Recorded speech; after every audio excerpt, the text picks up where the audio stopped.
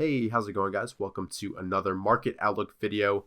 I hope everybody had a nice little holiday break and spent some quality time visiting family and all of that. I'm actually just coming back myself from Amherst, Massachusetts, which is why I'm posting this a little bit later than usual. But I hope everybody had a nice breather, and now it's time to focus back up with the new trading week, and let's finish out the year strong. So as always, we'll start with the big picture from Investors Business Daily. We'll talk about what the GMI is telling us, and then we'll go into TC2000, analyze the indexes for ourselves, and then look at what I'm holding currently and how those perform. So as always, starting with IBD's big picture article, they talk about how finally on Friday we ended the 11-day win streak that we had. And they talk about how the SPY and the NASDAQ closed 0.2 and 0.3% lower on Friday. And they also talk about how the overall number of distribution days actually fell off. But they also talk about how the put-call volume ratio has fallen to 0.6, which is considered a warning sign, indicating that the bulls may be too positive. So you just have to keep all that stuff in mind. If you already have positions, this isn't really a reason to sell them, but you just always want to be aware of what the overall market sentiment is. They also talk about some key stocks to watch, Amazon and Netflix, which are both approaching new buy points. And they also talk about Spotify, which we'll actually analyze in TC2000 in just a second. But overall, that's what the IBD big picture is talking about. We're still in a confirmed uptrend. We've got 2 distribution days on the NASDAQ and 2 on the S&P 500. You've got ESNT and Rite Aid up on volume this past Friday, and down on volume you've got PLMR, RH, and OLED. So going over to wishingwealthblog.com, we are still a 6 out of 6 on the GMI score. The overall GMI signal is still green since October 16th of this year. And you can see that we're in the 52nd day of the QQQ short-term uptrend. And Dr. Wish also mentions how gold is actually right now forming a red, white, blue pattern on the daily GMMA charts. So overall, from both wishingwealthblog.com and IBD, the overall market conditions are still good. But be wary about the indexes being a little bit overextended and people being a little bit too bullish. Before we go into actually TC2000, I want to talk about a research article that I just read about moving averages using leveraged ETFs as a kind of way to take advantage of long-term trends. I thought this was very interesting. They talk about how below key moving averages, there's actually more risk and volatility and less potential for positive streaks. So really you want to be focusing on these leverage ETFs when the indexes are above key moving averages. In this article, they talk about the 10-day, the 20-day, the 50-day, 100-day, and 200-day moving averages. Overall, I think this is definitely an article that if you have some time, you should definitely read it. I will post a link in the description of this video. I definitely took some key things away from this paper, and it's a very easy read. They've got tons of interesting charts that you can look at and learn from as well. It was brought to my attention by They Call Me Tex on Twitter, so thanks a lot, Tex.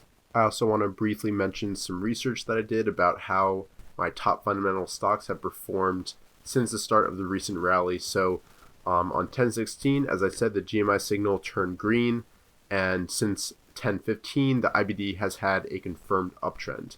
So what I did is I basically took the top 100 stocks from my list on 10/17 and calculated their percent change from the open on 10/18 to 12/23, which is when I did this study.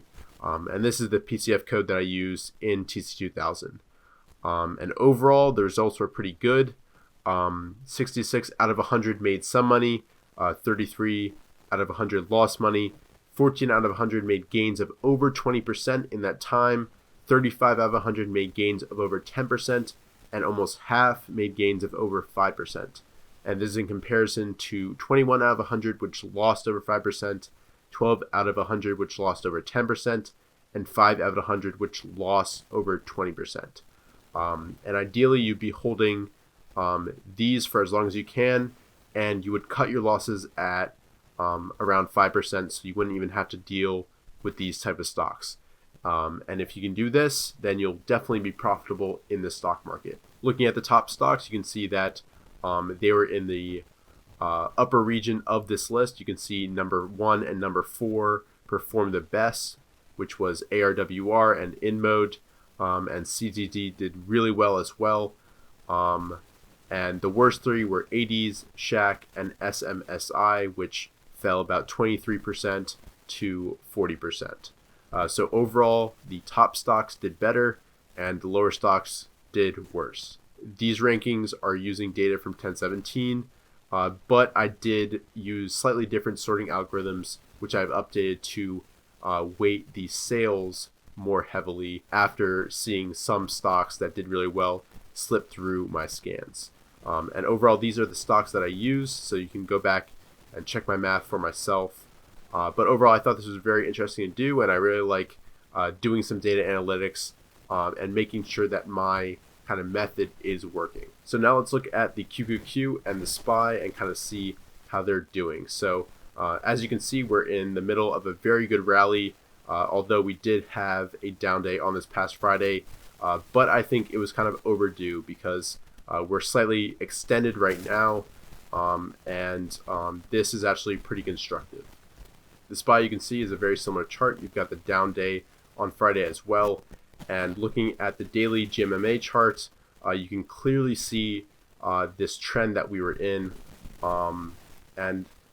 Since we are in a red, white, blue pattern in both the SPY and the QQQ, I think this is a fine time to be looking for individual names to be invested in. Looking now at the IWM, which is the Russell 2000 Index, you can see a very similar pattern, although it's been rallying for a shorter amount of time than both the QQQ and the SPY. So it's nice to see that the mid-cap stocks are also in a red, white, blue pattern. And the last ETF that I like to check up on is the FFTY, which is the Innovator IBD 50 ETF. And you can see that it's kind of consolidating while the rest of the ETFs are in an uptrend. So it is in a red, white, blue pattern, but on the daily chart, you can see that it's kind of been going sideways and getting tighter on the right-hand side. So this could be a positive thing. This could mean that come the new year, growth stocks are ready to break out. But we always got to be ready for the possibility that this could be a start of a downtrend for growth stocks and potentially the overall market as well. So now that we've talked about the relevant indexes, let's go ahead and look at Spotify, which was highlighted by the IBD article. And you can see that it's very close to breaking above this potential buy point. And this is kind of a high tight flag pattern. You can see it burst upwards on big volume. You can see it was traded at 10.8 million shares. So definitely institutions acquiring shares at this time. And that could mean that this stock could rally quite a bit. You can see it is below its past green line, which would be set about this point. However, it is on a very good uptrend at this time. Looking at the stocks that I own, you can see Aries made some marginal gains this past Friday, while the rest of my stocks did actually pretty poorly. It's just been kind of trending higher since coming out of this cup and handle pattern right here. VCTR went down on a lower than average volume.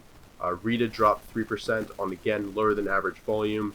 The TQQQ dropped a little bit, although I'm still overall got a decent amount of profit in this stock.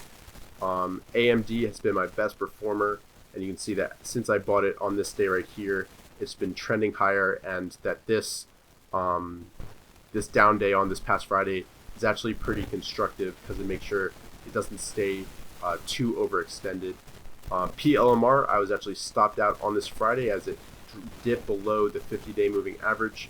However, I did start another position in this stock because of the bounce off the 50-day moving average, and on a weekly chart you can see a bounce off the 10-week moving average. So it's just a starter position.